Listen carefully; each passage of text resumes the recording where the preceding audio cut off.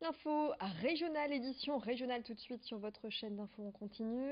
L'actualité pendant 7 minutes suivie des prévisions météo en ce vendredi 19 octobre.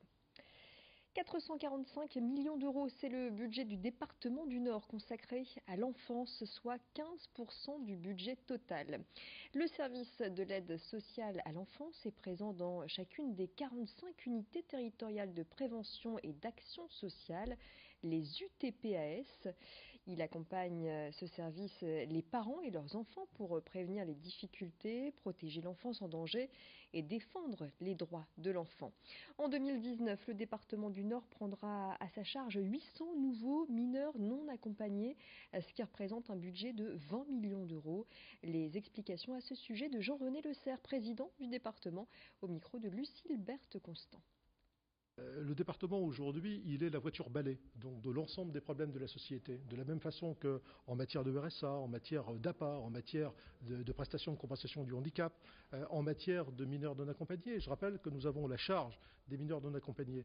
Des mineurs accompagnés supplémentaires, moi je prévois d'en avoir 800 de plus sur la seule année 2019. Et on va les accueillir, ces mineurs supplémentaires. Mais on va les accueillir dans des structures qui pouvaient être également les structures traditionnelles de l'aide sociale à l'enfance. Il y a un temps à partir duquel le département ne peut pas faire face à toutes les faiblesses effectivement des autres structures et notamment sur ce point aux faiblesses de l'État. Le grand dossier européen du moment, c'est celui du Brexit. Il est sur toutes les lèvres avec les inquiétudes concernant ce divorce entre l'Angleterre et le vieux continent. Ce qui inquiète dans notre région, ce sont les conséquences quant aux conditions d'embarquement et l'impact sur le quotidien des zones portuaires à Dunkerque ou encore Boulogne et Calais. Pour le président de la CCI Hauts-de-France, le Brexit, c'est aussi une opportunité économique dans notre région. Philippe Ourdin s'en est expliqué sur notre plateau. Dès le lendemain du Brexit, Xavier Bertrand, président de la région, et moi-même sommes allés en Angleterre et avons essayé de commencer une action. On a commencé véritablement une action depuis 2 ans pour entraîner les entreprises anglaises ici. Mais tout simplement parce qu'il faut qu'elles nous connaissent. Donc on a beaucoup avancé depuis. C'est vrai que nous avons une région très pointue au niveau logistique. Donc la logistique qui se passe aujourd'hui en Angleterre, qui risque d'être beaucoup plus compliquée, c'est-à-dire par exemple les marchandises qui viennent de l'Europe vers l'Angleterre, qui risquent d'être demain beaucoup plus compliquées pourraient se passer ici. Bien sûr, des entreprises commencent à regarder ce qui se passe ici. Nous avons de nombreux contacts. Donc il va y avoir éventuellement un développement d'entreprise, mais en attendant, n'oublions pas que si le niveau de vie des Anglais baisse, on aura moins d'Anglais dans les Hauts-de-France. Donc si nous avons affaire à un Brexit dur avec une vraie crise économique en Angleterre, c'est bon pour personne et il ne faut absolument pas le souhaiter. C'est l'événement ce samedi à Roubaix. Le musée de la piscine rouvre ses portes au public. Après 7 mois de travaux, le lieu offre un espace d'exposition plus vaste et entièrement réaménagé. L'occasion de redécouvrir ce qui a été une piscine art déco dès les années 30 en accueillant les bains publics. Depuis 2001, la piscine est devenue un musée. Visite guidée des derniers préparatifs avant l'ouverture aux visiteurs dès demain. Auprès du directeur du musée La Piscine, visite guidée signée Nicolas Lebrun. Dernières installations et dernier peaufinage avant la grande réouverture. Après 2 ans de travaux et 6 mois de fermeture, le musée de la piscine de Roubaix s'apprête ce samedi à rouvrir ses portes.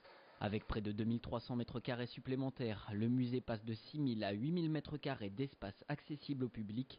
Nouvelle collection, ateliers de pratique artistique pour le jeune public ou encore 5 grandes expositions temporaires sont au programme. Et parmi les nouveautés, 2 nouveaux espaces consacrés à Roubaix. Une volonté du musée de mettre en avant sa ville. Là on est au centre, c'est la salle qui finalement accueillera le visiteur puisqu'on aperçoit depuis le hall l'immense panorama qui est une des vraies révélations de cette réouverture. Parce qu'un tableau de 6 mètres par 13 c'est pas si fréquent et puis c'est une façon aussi pour nous et de raconter aux Roubaisiens l'histoire de leur ville et de susciter chez les touristes nombreux qui viennent à la piscine l'envie d'aller découvrir notre ville. Malgré l'agitation et la course liée au dernier réglage, l'impatience est palpable après plusieurs mois d'attente. C'est pour nous un peu la course contre la montre. Vous voyez que d'ailleurs le chantier n'est pas totalement livré, qu'on est toujours un peu dedans, mais voilà, on s'était fixé une feuille de route et elle est à peu près remplie, et je pense que le public sera heureux de redécouvrir un musée qui est à la fois le même, parce que le bassin n'est pas touché, donc ce qui est vraiment l'identité de la piscine reste intacte. En même temps, c'est la piscine en plus, avec de grands espaces qui sont des espaces importants, avec des vraies questions qui sont liées à la programmation et au projet du musée. Le musée de la piscine espère conserver son affluence avec environ 200 000 visiteurs par an, le reflet d'un travail de longue haleine. Et puis, chaque troisième week-end d'octobre, c'est la fête de la chicorée autour d'Audruic. Et à cette occasion, nous allons découvrir un artisan du coin qui utilise la célèbre plante, celle qui pousse le long de notre littoral. C'est le cas de Jacques Delgrange, artisan torréfacteur. Sa spécialité, le mélange de café et de chicorée pour donner un produit qui se vend partout en France, le café de la vieille. Reportage à Waplage, signé Corentin Escaillet.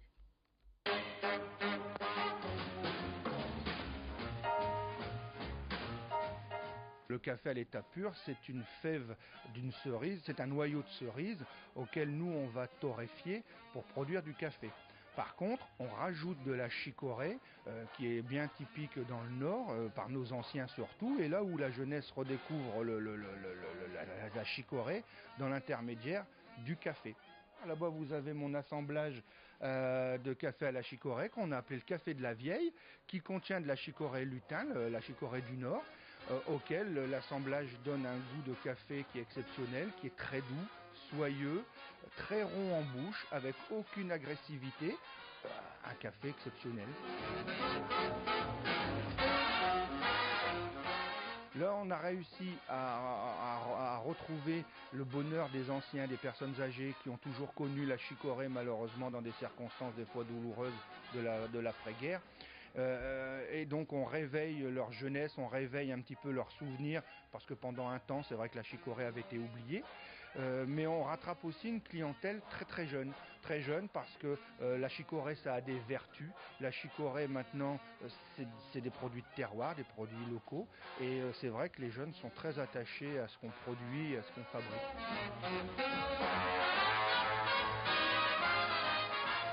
On a réussi à trouver un mélange de 5 arabicas qui s'adaptait très bien à la chicorée.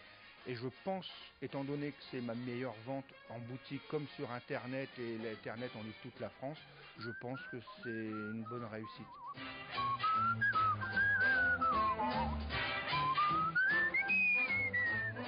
Et place tout de suite à la météo.